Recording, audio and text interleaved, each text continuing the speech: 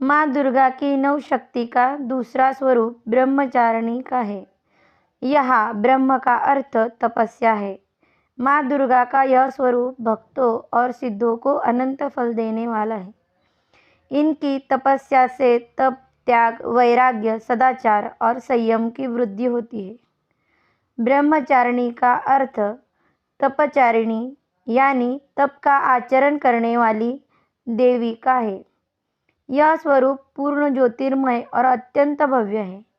इस देवी के दाएं हाथ में जप की माला है और बाएं हाथ में कमंडल धारण किया हुआ है।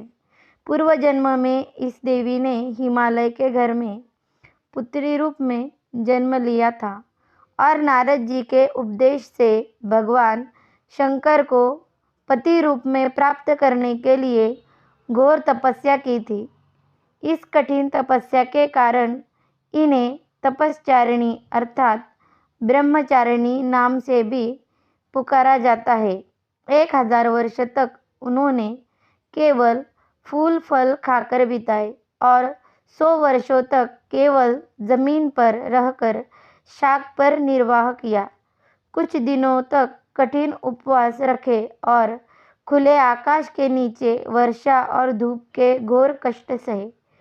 3000 वर्षों तक टूटे हुए बिल्वपत्र खाए और भगवान शंकर की आराधना करती रही। इसके बाद तो उन्होंने सूखे बिल्वपत्र खाना भी छोड़ दिया।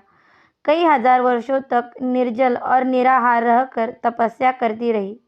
पत्तों को खाना छोड़ देने के कारण इनका नाम अपर्णा पड़ गया। कठिन तपस्या के कारण देवी का शरीर एकदम क्षीण हो गया।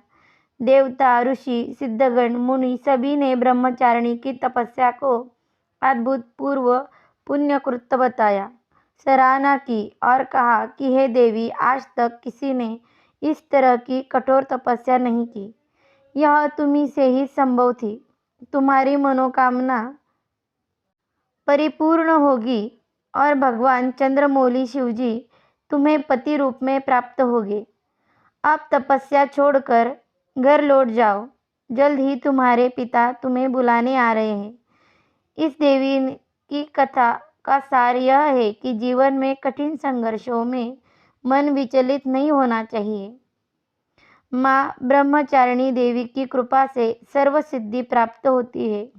दुर्गा पूजा के दूसरे दिन इस देवी के स्वरूप की उपासना की जाती है। आपको यह कथा कैसी लगी कमेंट्स में ज़रूर बताना और नए हो तो ऐसे ही अनेकों वीडियो देखने के लिए चैनल को सब्सक्राइब, शेयर और लाइक ज़रूर करना। धन्यवाद।